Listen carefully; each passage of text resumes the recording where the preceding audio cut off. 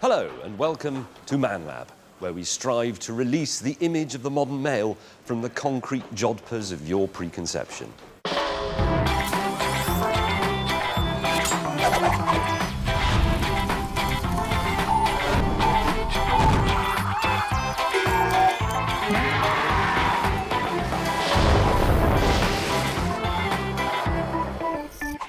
Striking out on behalf of optimists everywhere. 2, 1, we have liftoff. We poke Thor with a self-propelled pointy stick in an attempt to capture a lightning bolt. You'll have to get in, cameraman, I'm afraid. Otherwise you could get blown to bits. We recruit an army of crime-fighting cats. So any elfin burglar hiding in there would be banged to rights. And we strive for international sporting glory in one of the oldest games in the world.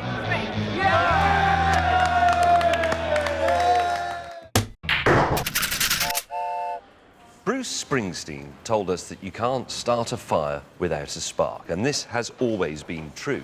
For decades now, we've had little piezoelectric lighters, but before that, we had matches. Before that, we had flints and tinderboxes. Before that, we had pieces of wood that could be rubbed together. But before all of that, way back when the world was young, we had the great spark that lit man's first red fire.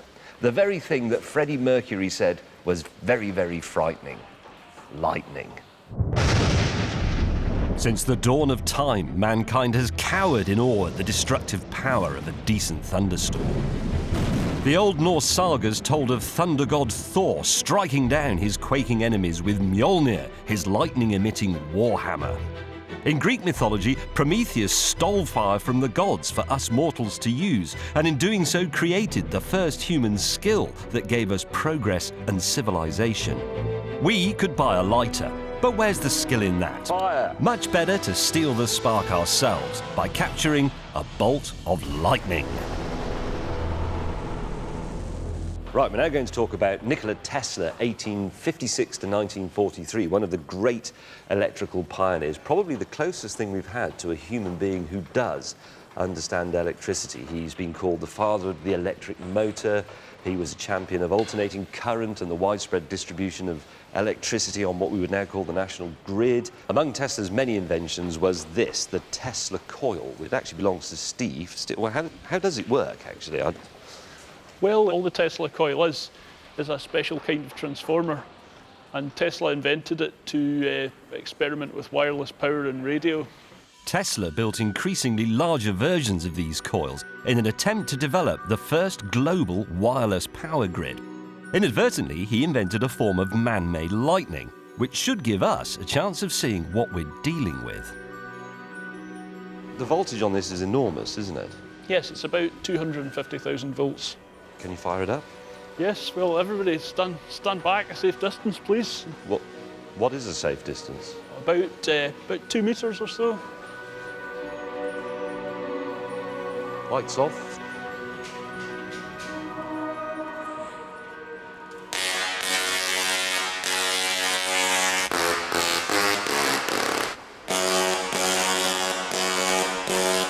Unless I'm mistaken, one of those lightning bolts then earthed on the table. Did you see that? Yes. So that was a bolt of lightning, effectively, Indeed. if we consider that the cloud and that the ground. Yes. Small boys, including us, will see this as a high-tech electric whoopee cushion. But it also shows us that lightning might be something we can tame. This is 250,000 volts, 1,000 times what you get out of the plug at home, and that hurts, let's be honest. It's a fraction of the power of the real thing, but it's the same stuff. That's spectacular, and our quest, should we succeed, is to get that same phenomenon in the real world, thousands of feet long, a real lightning bolt hitting the ground, captured on the television for you. Stirring words indeed. But the only way to turn this ambitious dream into reality is to use a vehicle with which ManLab has already chalked up a depressing litany of failure. When we first tried rocketry, back in the innocent days of Series 1, our technical approach consisted mostly of shouting at them. Rocket! No. Rocket! And although this tactic did show some eventual promise, our rockets had a nasty habit of zeroing in on us rather than the sky. But now we found a man who insists that he can not only launch a rocket, but also capture a lightning bolt and live to tell the tale. This is Charlie Adcock. Regular viewers will remember him as the man who cut down the Christmas tree using the explosives. This was actually his idea, and the key to capturing our own bolt of lightning is, believe it or not, this 0.15mm diameter stainless steel, what would you call this? Not line, really. Filament, I guess, would be a good word for it. Now we're going to wind around 800 meters of this onto a coil, which will form part of a rocket that we will then fire into a thundercloud pregnant with electricity. And because electricity is essentially lazy and wants to go the easiest route to Earth, it should fly down the wire, and that way we will know exactly where it's going to hit the ground. This is our transmitter for talking to Thor. It all seems pretty straightforward. We fire our rocket into a cloud, and its trailing wire instantly becomes a 2,500-foot long lightning conductor, leading into a barrel of sand. The only other thing we'll need is one of these, a thundercloud or anvil cumulonimbus. These gigantic stacks of vapour are formed by the collision of unstable weather fronts and rub themselves into a 1 billion-volt static electrical frenzy. Our ambition here is not merely to give you an extremely exciting piece of television, a lovely image of a lightning bolt, but also to record it in the ground, because when the lightning bolt reaches Earth, the immense heat creates something called a fulgurite, which is a sort of glass sculpture, if the material that it hits is right.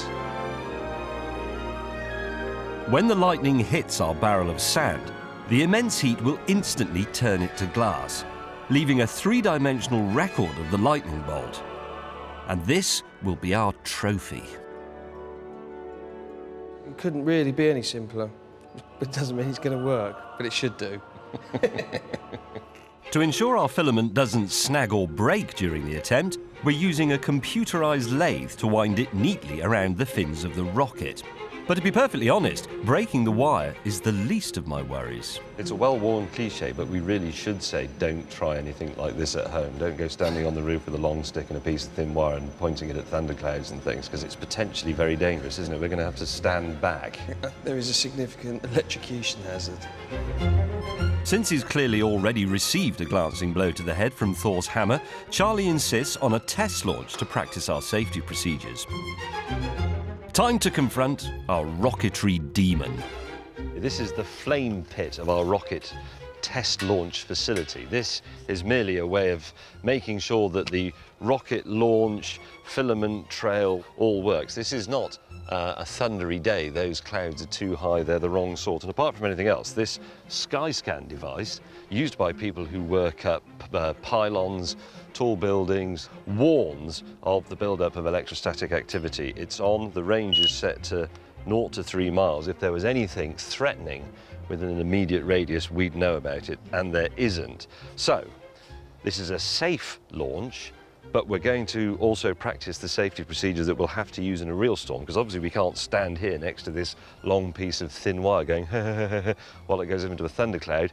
I and the crew will have to retreat to our safe van.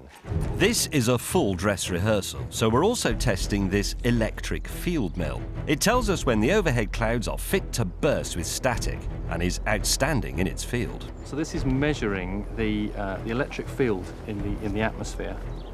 If you turn it on, hang on, you can hear a sort of motor going. Yep. There's a rotating plate in there which is alternately uncovering and covering up the bottom plate. And this is measuring the rate at which the charge goes onto that bottom plate and then back off again, from which you can estimate the strength of the electric field in the atmosphere. When we launch for real, any reading higher than 1.5 should indicate a highly charged atmosphere. But this is always a slightly nerve-wracking moment, the launch of a ManLab rocket. It's never been successful so far in 3 or even 4 attempts. But anyway, here we go. That's the rocket there. Preparing to launch. Power on. Holding down. Constant red light, armed. Please let this work. Okay, everybody, firing in 5, 4, 3, 2, 1. We have liftoff.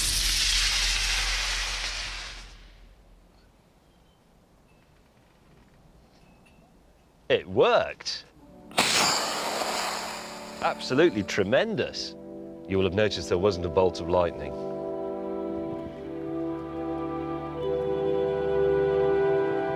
We can't honestly claim that there's anything wrong with that. That's all good. Yeah. Rocket works, It's, direction works, filament's attached, it's attached this end. We just need to do that in a cloud. I think that's as good as it can get, really. That's our first successful rocket launch. What a fantastic warm feeling I have. It's not just that the sun has finally broken through up there. That's broken our rocket duck. No. Coming up, Thunder Nerds are go. Drive, drive! And the chase for lightning is on. Fire!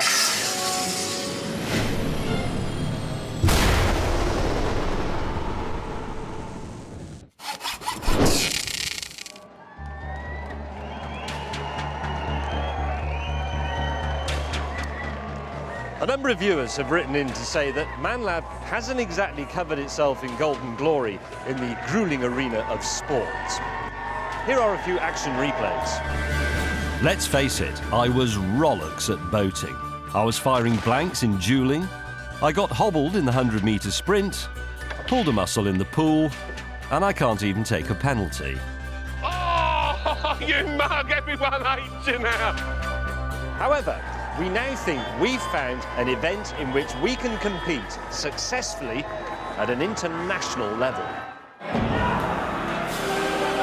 The sport I've chosen to finally finish our flow of failure is rock, paper, scissors. The oldest, simplest game imaginable. Before people were kicking balls or stumping wickets, back when the Greeks were inventing the 100 metres, people in BC China were already playing forms of this game. Although back then there tended to be a lot of draws, as paper and scissors had yet to be invented. We've decided it's time for me and the Team ManLab to finally claim sporting glory at the Team Olympic Rock, Paper, Scissors Championship. Yes, it does exist.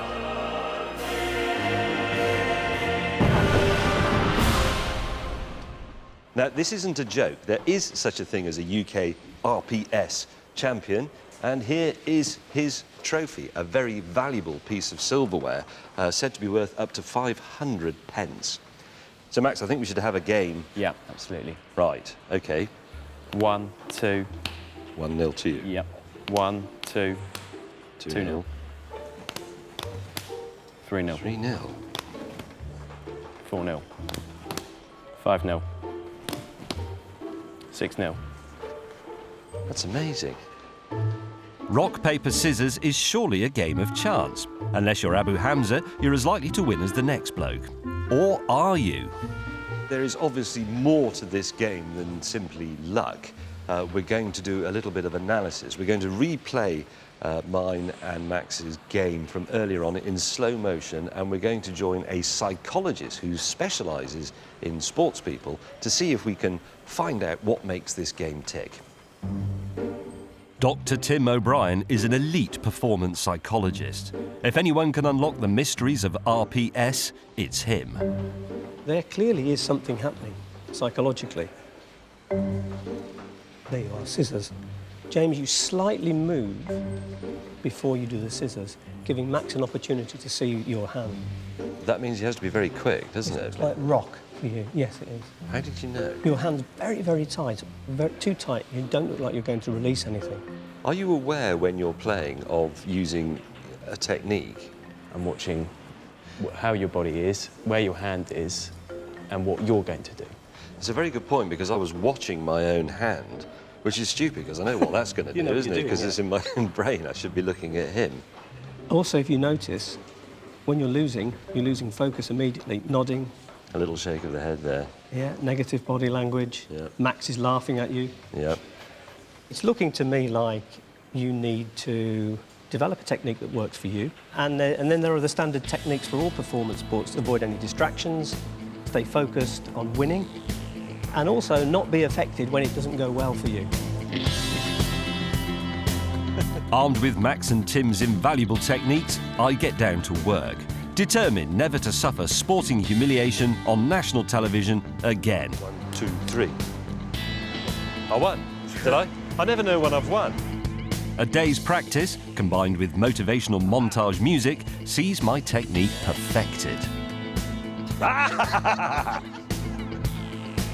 By the time match day comes, I've convinced champion Max and Dan from the Man Lab to join my all-star Olympic team. But due to a slight oversight, we will be representing the historic homeland of hand games. The reason we are representing China is actually quite simple. Another team has already bagged the role of being Great Britain, and China unfortunately can't be here, so we have presumed to be China. We've taken advice on this. These are genuine Kung Fu jackets. This legend here actually says Man Lab in Mandarin, and of course this is part of the psychological battle, because anybody who knows anything about rock, paper, scissors will know that the Chinese are the masters of it. To complete our four-strong Chinese powerhouse, I've recruited a man with enormous hands. A man who almost guided me to glory on the football pitch. Take the penalties back there. This ain't your friend. Get angry. Get in the zone. Show me your zone face. Here is his zone face. It shows us that former Liverpool and Spurs defender Neil Razor Ruddock is in the vicinity of a pub. His weapon, intimidation. Right, all you got to do is use your aggression and your focus. See the other guy, psych him out. Hate the ball, hate the rock, hate the scissors, hate the paper. 1, 2, 3 scissors. 1, 2, 3 rock. 2, 3 paper. Yeah. I'm in. Thanks. All right. Thanks, mate. Cheers, man. How you been? All right? Yeah, all right. How are you? Thanks. Yeah, I'm all right. Lost a bit of weight, I see. I have lost a little bit of weight. Ah! I touched you. You touched my man, lad. I don't like to be immodest, especially about sporting occasions, because I don't have a very good record, but I am quietly confident. Look at the opposition. They are a lot of already fairly inebriated students and wasters. I'm feeling very good about the Republic of China's chances in this competition. Despite my bullishness, China finds itself drawn in a tough group with 5 teams, including the reigning world champions, Great Britain. We must win the group or finish second if we're to progress to the semi-finals. The rules that we're playing by is 1, 2, throw. Each match is decided by a series of one-on-one encounters. First team to reach 4 points wins.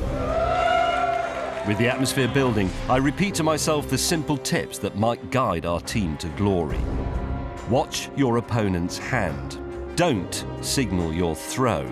Keep your cool when it's going wrong, and remember, there's no me in team. Tonight, we've never been more ready. We compete. Yes. We perform. Yeah. Are you ready? I'm ready. Ready. Man Lab! Man Lab! Here we go. Up steps the Kentish Confucius, Razor Ruddock. The first team in our way, Liechtenstein.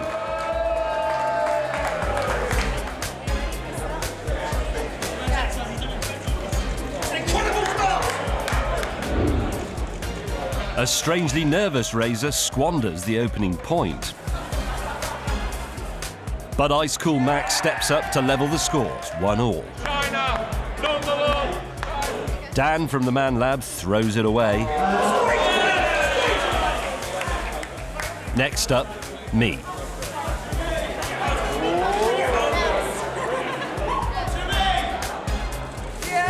I bloody won! The unexpected belief that we might have finally found a sport I can actually do buoys up the team, and we slam down 2 more victories.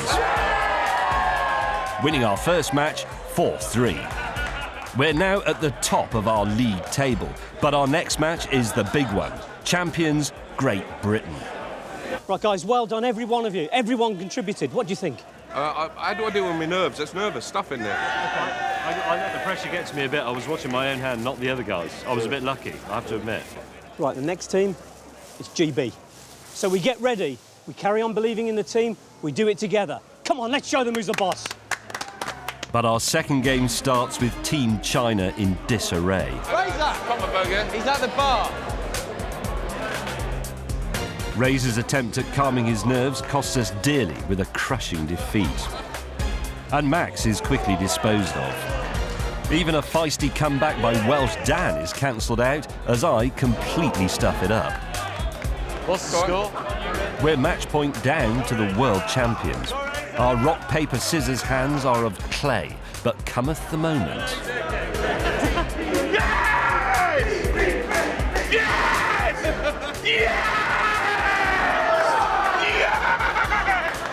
But victory is short-lived, as just a few moments later, a poor choice of paper hands the match to the champions. A sobering defeat, and Razor's erratic behaviour is starting to worry Coach Tim. OK, guys, look, we've won one, we've lost one. There's a few things we need to do. Razor, you can't pick up the yellow card. Oh, no, I lost it, but I want to win! But Razor's resolution proved as shallow as the dregs of my pint, as within moments he loses the plot entirely. Ready? What was this? What's this?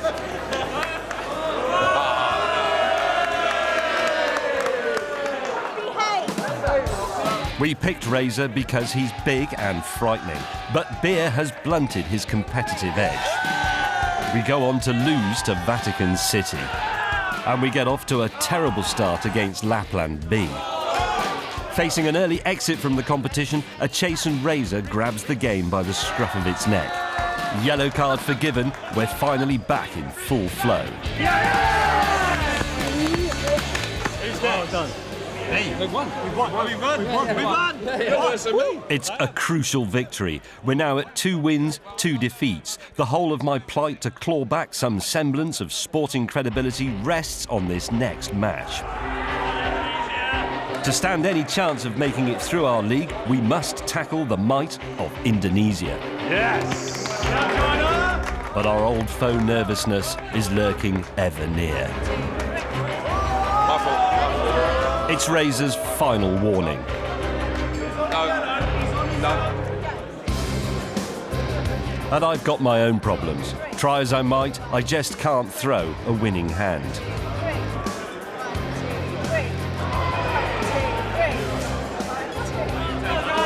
Then I remember, stop thinking what I'm going to throw and think what my opponent is going to throw. It works. The match remains on a knife edge. The result could go either way. It's all down to the 2011 UK champion to get us over the line. 3. 1, 2, 3. In case you can't follow this, and we certainly can't, there are 2 leagues going on, one at this table, one at that table over there. They are now working out which teams from the 2 leagues go into the knockout. We don't know if we're in the championship, we're waiting to find out. And it is genuinely tense, and if they put this on in the Olympic arena with close-up cameras and genuine international teams, absolutely fantastic. Gripping. Decision time. I've done everything I can. I've trained with the best. I've used psychology. I've picked the easiest sport I could possibly find, and I've turned up to the tournament with a bloody great big camera crew and a gorilla. We must succeed. Okay, the 4 teams who have made it through are Lapland A, Great Britain, San Marino,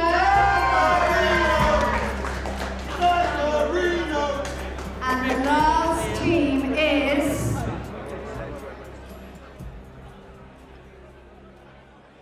Vatican City!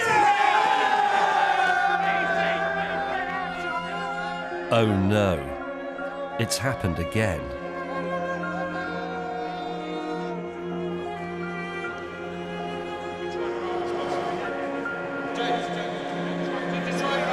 Come on, chin up, James. Chin up, chin up. But I'm crap, aren't I? That's all we do. We won 3. We lost 2. I've been terrible at sport since I was a fetus. Football, no. Cricket, no. Tennis, no. Athletics, no. Throwing the javelin, no. Swimming, no. Cycling, not really. I thought I could be good at going all like that, but I'm still crap. We finished 3rd in our group, edged out by Great Britain and a bunch of pontiffs. The slim margin of defeat hits me harder than any of my previous abject failures. I'll be honest, I'm disappointed. The one thing we can take away from this, I think, if we want to be positive, rock, paper, scissors. It's thousands of years old, simple to learn, takes 10 seconds. Everybody can play it. It's multicultural, it's multilingual, and it can be used to sort out any debate. So, who's paying the bar tab?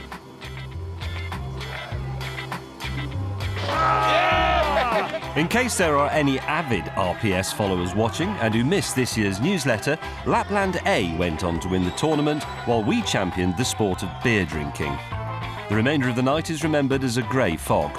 All I know is that I woke up the next morning in a hedge, but that gave me an idea. This is a typical small semi-rural road somewhere in the middle of England. The hedgerow bursts with small wildlife. The houses are neat. The breeze rustles the well-tended gardens. There's a sense of community. Cheese and wine, all the rest of it. There is, though, a small problem. A recent rise in antisocial behaviour, petty theft and burglary. Something has to be done. In days gone by, the great British public could rest easy in the knowledge that between them and the seedy criminal underworld stood the Bobby on the beat, who could conquer any machine gun-toting criminal with the power of his enormous helmet. But with the modern police force stretched thinner than ever, where do we now turn to protect our homesteads?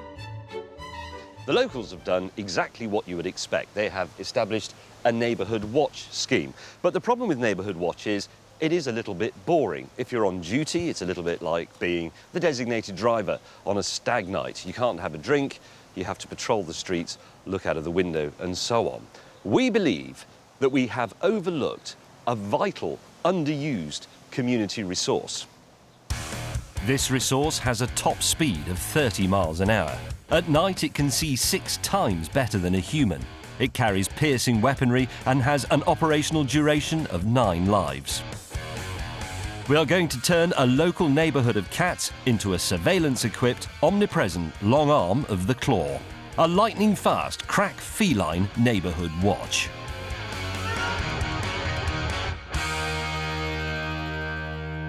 All we needed was some modified collars, each containing a top-of-the-line miniature camera, and the Agatha Kitsies of Who Done It were ready. But were they willing? Here we see Ozzy, the cat, being rigged for his shift by Jane, his owner. And before anybody writes in, we have consulted the BBC Wildlife Department, who put cameras on all sorts of animals, and the Blue Cross about how to do this so that the cat isn't distressed. We only put them on cats that like having them on. If they don't like it, we don't do it. And the camera will fall off if the cat gets stuck anywhere so that it doesn't trap it down a drain pipe or something like that. And the great thing about this is the cat is perfect for this role. Cats are agile, they are indiscriminate, they approach people, they can see in the dark, they go out at night. They are the Sherlock Holmes of domestic pets. Right, Ozzy, go and catch burglars. Go. Ozzy. Go. Come on. Come on, Ozzy. Come and catch burglars. You can have some prawns or a piece of smoked salmon. Yeah. Off you go. Yeah! As Ozzy starts his first beat, joining him are 3 other cat coppers, all fitted with our surveillance cameras. As they disperse into the neighbourhood on their natural territorial paths, you can see from the ManLab helicopter how a whole swathe of the village can be simultaneously under the protection of our cat's eye system. Over here is the headquarters of the FBI, the Feline Bureau of Investigation. And the live feeds from our cats show, actually, that they have a very comprehensive view of the local neighbourhood. This one is Lily. Lily's making her way through the back garden of one of the houses. Any burglar now trying to force a window would be spotted. Look, here we have a cat on top of a wall. Cats getting into places where your typical neighbourhood watch officer wouldn't actually be able to go. This one has been looking at this bit of undergrowth for a good 20 minutes now. So any elfin burglar hiding in there would be banged to rights. You couldn't do this as the neighbourhood watch officer, you couldn't have 4 eyeballs in 4 different places along this road and in the gardens and in the adjoining fields. It wouldn't be possible. You'd need 4 people. 4 cats do the job extremely well, and all they need in return is some food and maybe a little scratch behind the ear. Of course, most of the time there will be nothing to see, and you might think, well, there's a lot of wasted effort here. But of course, burglars, petty thieves, they could be anywhere. They hide. They're sneaky, but they're not as sneaky as cats. With that in mind, we decide to try the system out. We distract the cats from things like doing the crossword, while I transform myself into the character of James Moriarty, villain. The astute viewer will have noticed a change of T-shirt. That's because we're now going to test the system, because I am going to go and pretend to burgle one of the houses in the neighbourhood. Dan here will be monitoring the material, the evidence coming back from our cat patrols, and we'll be assembling anything incriminating for me to see when I get back. Obviously, I'm dressing up like this, like a character from a comic in the 1930s, so that people realise I'm not actually a real burglar and they don't come out and beat me to death with pickaxe handles or whatever it is they do in the countryside. I'm ready to go. Where's my swag bag? Happy? Good luck, sir. Go get me, cats. To make this a genuinely accurate and impartial test, we've switched off our main camera entirely, as well as our helicopter tracking system for the cats. I haven't told anyone which house I'm going to try to get into, so it's entirely down to our cat neighbourhood watch to spot me.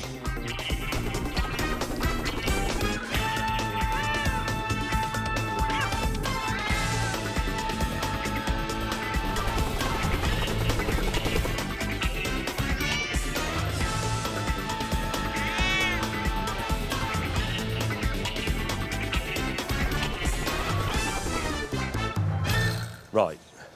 Did you get me? I think the cat's got you. I saw one cat under a bench and it ran off pretty quickly, and I wasn't sure if it was one of ours.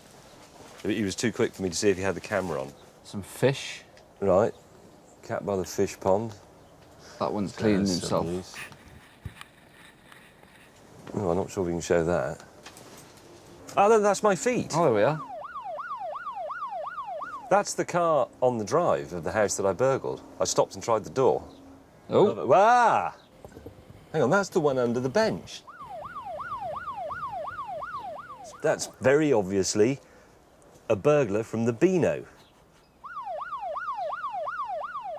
It's ironic that a cat burglar was stopped by a cat. Yeah. I've just had my collar poured. He gets me again going to the window. I think I'm nicked, me old China.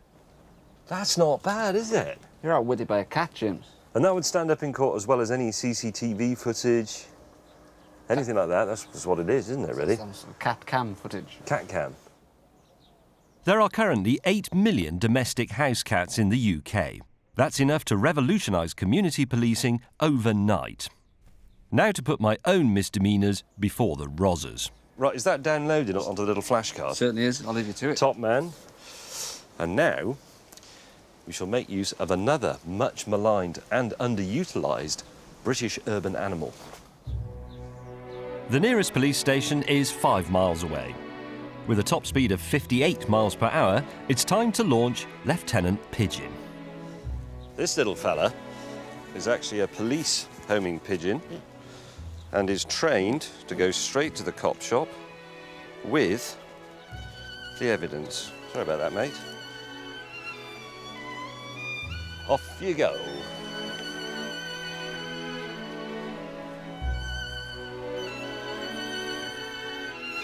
Just think of all the money that's been spent on CCTV, patrol cars. There's this argument about policemen on the beat. It's all nonsense, really. The whole job can be done by a cat and a pigeon.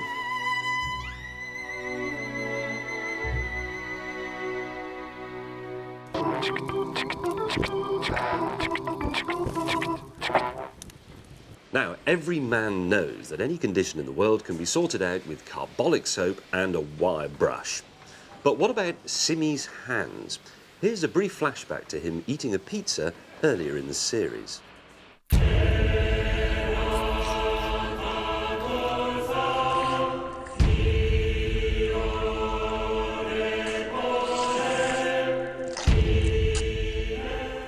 Clearly, Simi needs some soap and a wire brush. Now, we already have a wire brush here in the Man Lab, and we could, of course, go around to the shops and buy some soap. But where's the skill in that?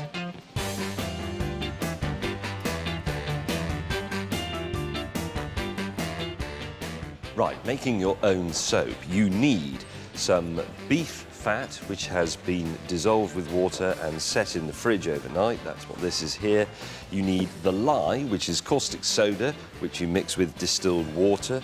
We need a mould, we need some scales, we will need some salt, and you need a chemist. We have one, he's called Bob. Hello, Bob. Hello.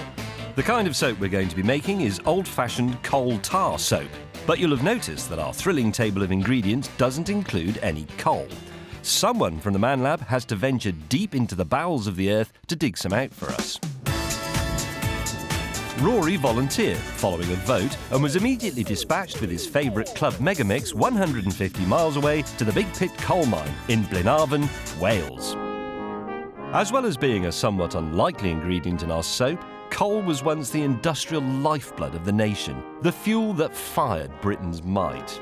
Mines like this would have hauled up crate loads of the stuff all over South Wales until this lady decided the whole thing was pointless. Coal, that is, not Wales. Oh. You come down here every day, Ian? Every day, I'm afraid, yeah. I'm what we call a fireman or deputy, so I come underground first thing on my own in the morning, and I check for gas and safety everywhere. Yeah, so we're going down 90 metres now. It's quite shallow for a mine, and what I found, the deeper the mines, the more gassy they become. So this is a good mine, yeah. Gassy? I come a bit gassy as well sometimes, Ian, I tell you. Ian clearly despaired of the circumstances that made the legacy of his and his forebears' work this feckless teenager. This is a world that was once inhabited by real men.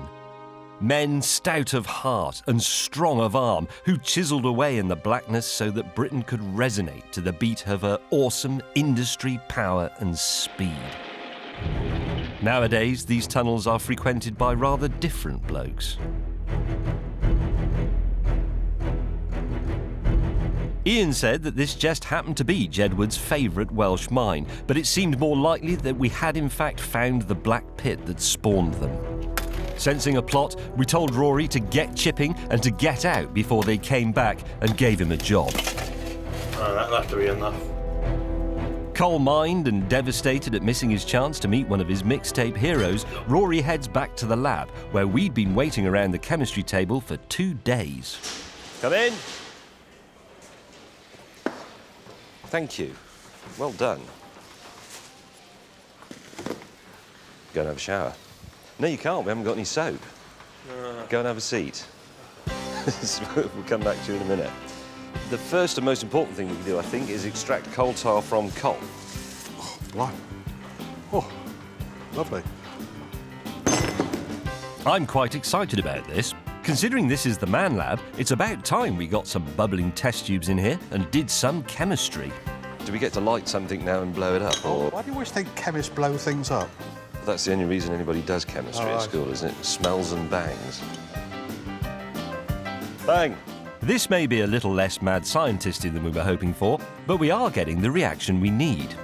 So coal is being heated in the tube, and the stuff that would normally go up the chimney in the oldie house is going through the wool, so the wool is trapping the tar. Yeah. And what's coming out is just the gas. Yeah. Light there. So that is coal gas coming off, which used to be used for lighting. Isn't this brilliant? This is the first time I've done chemistry since 1974. Coal tar soap has antiseptic properties, but we should point out that these days it's not widely used because in large doses it's carcinogenic. But for a one-off wash for someone like Simi, who has semi-evolved species living under his fingernails, it should do just fine. Next, it's time to get our ingredients mixed. So in goes 125 grams of tallow, or delicious beef fat. Right, then you make the lye, which is caustic soda mixed with water. You need to put your eye protection on for this. Do I? Yeah. Lye may be dangerous stuff, but you can't make true soap without it. Because it's strongly alkaline, it will react with the oil in our animal fat, causing a reaction called saponification, which should give us our soap base. What is caustic soda, Bob? Sodium hydroxide, and it's very corrosive. I'm amazed people developed the enthusiasm for washing their hands and becoming clean, given that the coal tar can blow up, the caustic soda can blind you, you can go deaf. In fact, the process is so hazardous that Bob has to take the equipment outside to a safe distance in order to extract the coal tar. He's using yet another dangerous chemical called toluene to wash the coal tar from the wool. With that done, the liquid needs to evaporate in a Petri dish for 24 hours to end up with the tar. But we'll speed this bit up because it's television and I'm sick of waiting around a boring table. That's our beef dripping, fully melted, so we can go back to the soap-making factory over here. Now to this, we add the lye, which we made with the caustic soda earlier on in this bowl. I do need the safety glasses on for this, apparently, because it can be a bit aggressive and it could melt my face off or something, and I shouldn't stand over it. So here we go. This is a tiny amount. I can't really believe this is, bang, going to work. Roaring conflagration so far. God, I put this shirt on. Hello, Bob. Hello. Have you been successful? Coal tar. Fantastic. Now, this is very exciting by the standards of what's happened so far. The mixture is beginning to resemble lemon curd. You see that? Right, quick, add. What have we got to add? I can't even remember. Patchouli oil for that authentic smell of people who actually don't wash at all. And your coal tar, please, Mr. Bob. A bit more coal tar, please, Bob. It's not smelling quite institutional enough yet. It smells tremendous. We are now in a position to pour this into our mould and let it set. That's a bar of soap. That's a bar of soap. I know this looks like the first soap designed to make you even dirtier, but I think we've done it. I believe, Bob, we have successfully made soap. So, a few minutes to solidify, and it's ready to test on our Simmy pig. That is soap. It smells like soap. It feels like soap. So, Simmy, if you'd like to step this way. Ooh, piece of soap. Happy? Reasonably happy. Off you go. Thank you. From the dust of the earth, we have created soap, the scourge of dirt, the catalyst for healthy prison shower relationships, and the basis of casual jibes between nations. But popular tabletop science will cleanse us all. Here are some soap facts. First used in Bristol, it's now made it to the home of Simeon Oakley. The average Briton is thought to use around 20 pounds of soap-based products every year. Where's the soap? Giving it to Simmy. I can make you some more, but I'll need some more coal.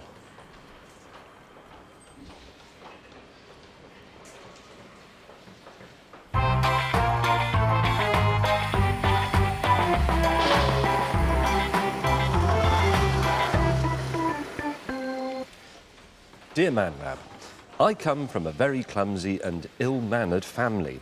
Mealtimes are a disaster, with things being spilled everywhere and people drinking during the speeches. Anything you can do to help? Yours sincerely, Mrs. Sugar. Well, we've had a bit of a think about this, and we have come up with a dining solution in which the guests may not so much as lift a fork without the express permission of and intervention by the head of the table. Now, here is a typical four-place meal setting such as you might find in the Sugar household, and everything can easily be knocked over, thrown around and all the rest of it, but they couldn't if they were stuck in place. If they were stuck in place, they would then, of course, be completely useless. You wouldn't be able to have a drink. But what if you could selectively unstick individual pieces at the flick of a switch? This we can achieve with the miracle of electromagnetism.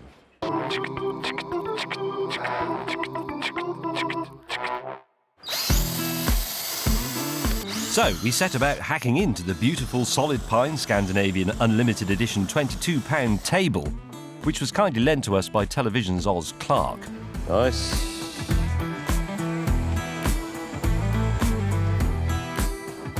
Purists will be pleased that we have preserved the table's original simple design. This is only a prototype. Could we not show this wiring and this gaffer taping, please?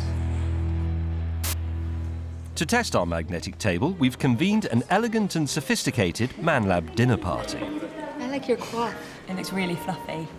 Here's how it works. This bank of switches controls the fixing of every piece of glass, cutlery and crockery to the table. Each one controls an electromagnet. There's a grid: side plate, fork, plate, knife, glass. Here are the names of the guests. And if, for example, I were to show you my side plate, you will see fixed to each piece of crockery there is a special magnet keeper. So put that down in its rightful place. There it is. There is an interesting override function on this system which has several uses. One is when we're ready for the toast, to me, I can hit master, which simply turns everything off. So if you raise your glasses in 3, 2, 1, me. Me. Most dinner parties eventually get a bit rowdy, and especially when Rory has had one too many tropical alcopops. But not to worry. With one flick of a switch, the host can assume control. It's a joke.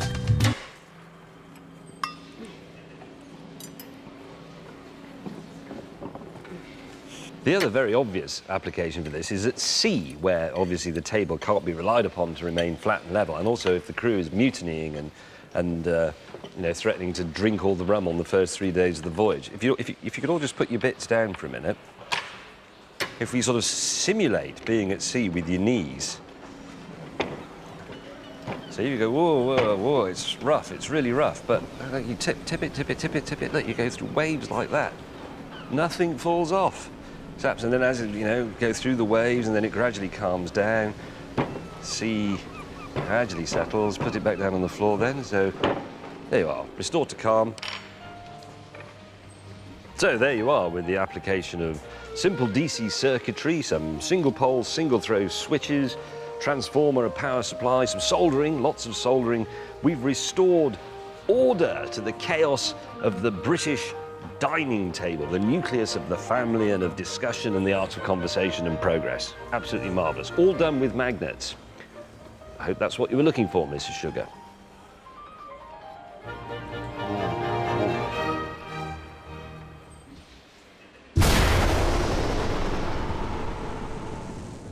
Earlier on, we built a rocket with the aim of capturing our very own bolt of lightning. The theory was simple.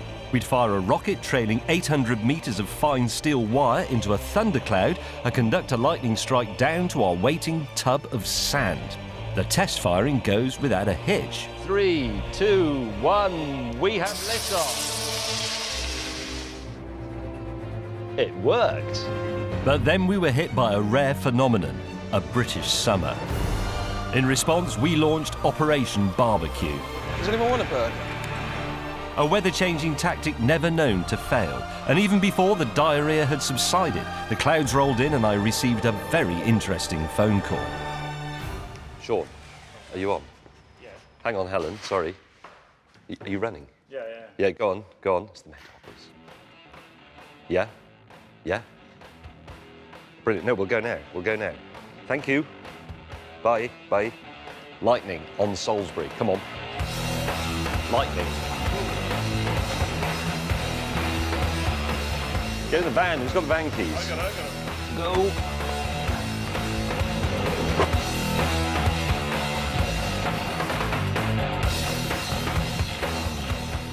We have a thunder and lightning hotline at the Met Office, manned by a very nice lady called Helen Chivers, and she rings us up the instant there are reports of possible thunder and lightning. And today, there's a 50-50 chance of it happening on Salisbury Plain between about 12 and 3. It's very exciting.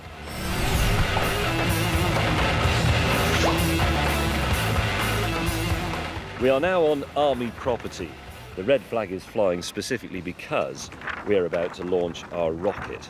Just as soon as it gets here, look at the clouds, quite promising. Lots of wind, it's been warm, the conditions are good.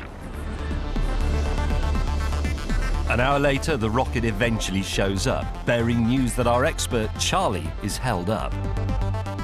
But with the right weather bearing down on us, we just can't wait for him. We've got to go for launch.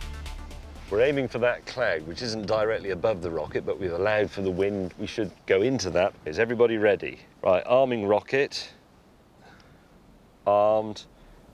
In 3, 2, 1, and lightning launch.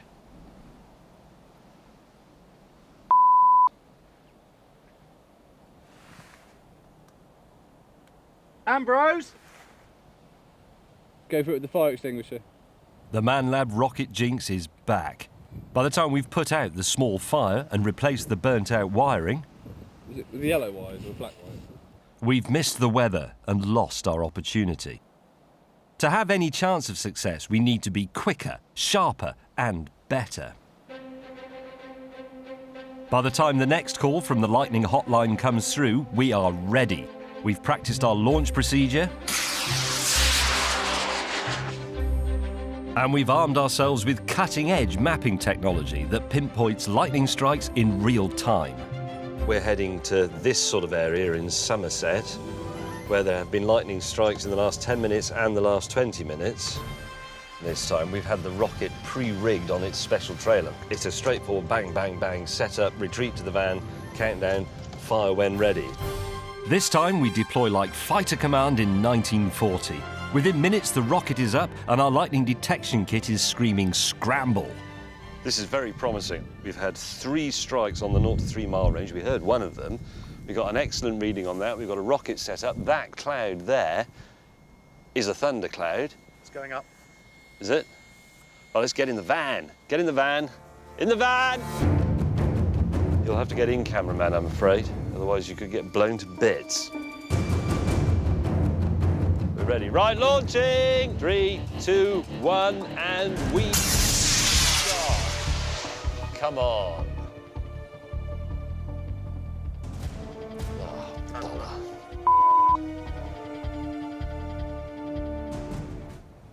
Never mind, it's British summer, there'll be loads of thunder.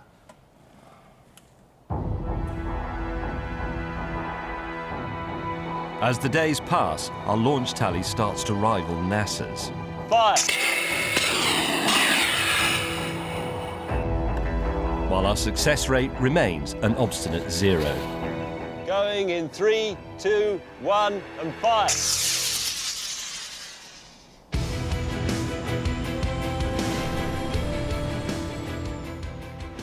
Bugger, I really thought that was it.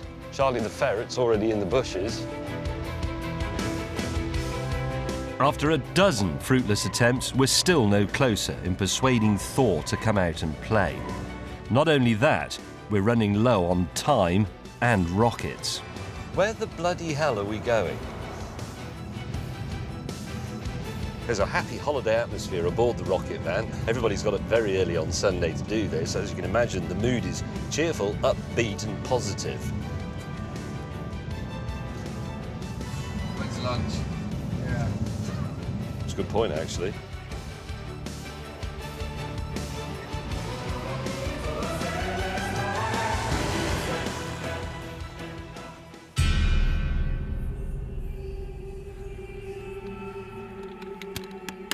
Fire!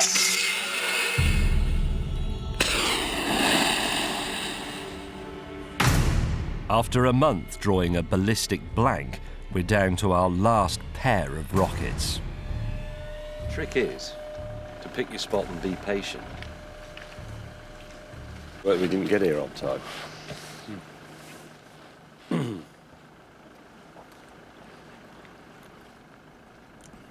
But just when all seems lost, the weather gods finally deliver the goods.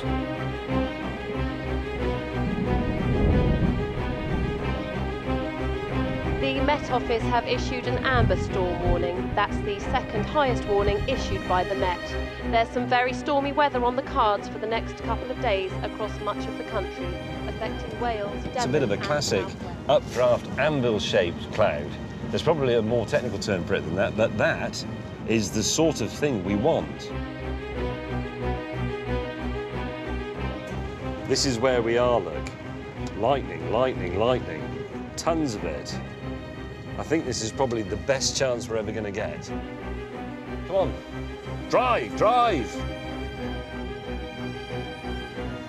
If we don't get blown up today, I'm going to be bitterly disappointed.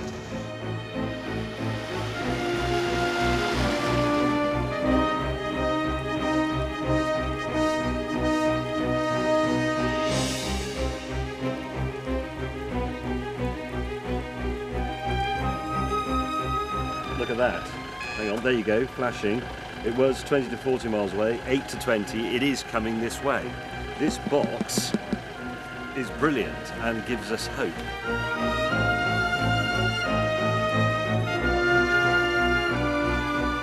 We had readings just now of over 2, and 1.5 gives us enough charge in the air to give us a lightning strike. Right, so never mind that though, look, we're getting warnings at 3 to 8 miles flashing on the sky scan. If we get one at 0 to 3, we're pretty much guaranteed to be hit by lightning ourselves.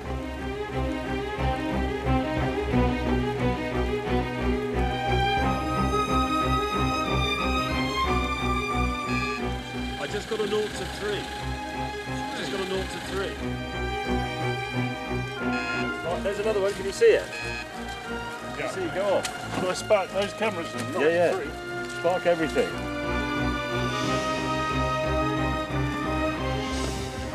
Here we go. Arming. And in 3, 2, 1, fire.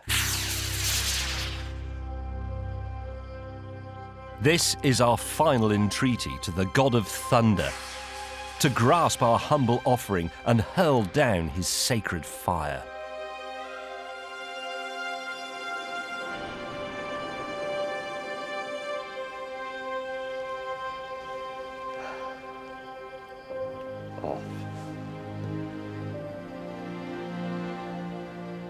If we could devote a whole programme to this subject, we might stand a chance of doing it. Plus, if we went to somewhere like Hawaii, Croatia, we might, after several months of driving around every day, sleeping in tents, growing beards, eventually get a chance of a lightning strike. But doing it like this, I calculate that it would take approximately 35 years.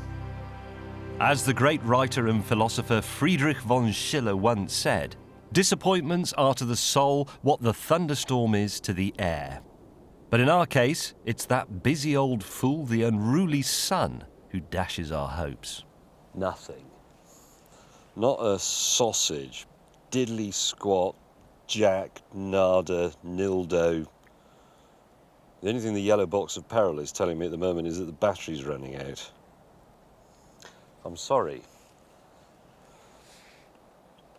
Off. Pack up. This may be over for now, but when at a future date we have replenished our ballistic supplies, we shall return to challenge Thor once again.